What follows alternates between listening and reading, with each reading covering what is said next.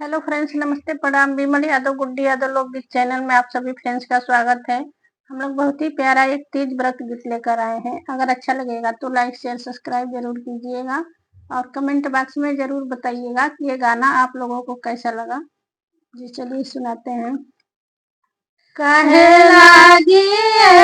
शिवाजी चिचिर लगवानी, काहे हो लागी ना शिवाजी भंगिया लगवानी, काहे हो लागी ना शिवाजी भंगिया लगवानी, काहे हो लागी ना ददुआ लागी गौरा चिचिर लगवानी,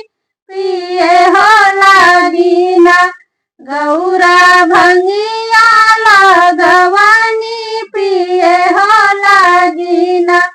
गौरा भंगिया लगवानी, पिए हो लागी ना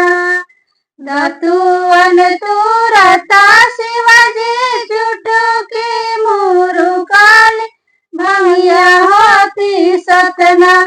शिवाजी बहिया मुरुकाली, भंगिया होती सतना शिवाजी बहिया मुरुकाली, भंगिया होती सतना दतुअन तुरता शिवाजी चुटकी मुरुकाली, भंगिया होती सतना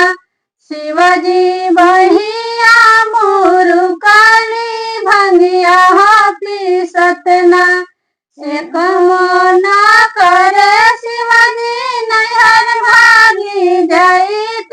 दूसर हो मनवाना हम जहर खाई मराती, दूसर हो मनवाना हम जहर खाई मराती, दूसर हो मनवाना एक मना करे शिवाजी नैहर भागी जाइत, दूसर हो मनवाना हम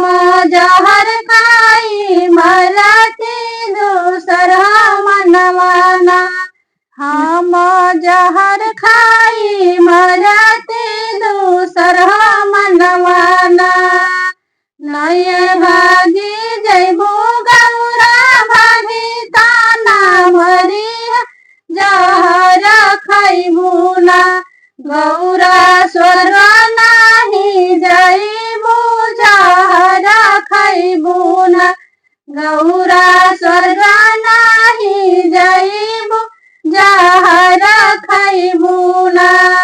नैहर भागी जैबू गौरा भागी ताना मरी, जहर खैबू ना गौरा स्वर्ग नाही जैबू, जहर खैबू ना गौरा स्वर्ग नाही जैबू, जहर खैबू ना काहे लागी शिवाजी चिचहर लगवानी, काहे हो लागी ना शिवाजी भंगिया लगवानी, काहे हो लागी ना शिवाजी भंगिया लगवानी, काहे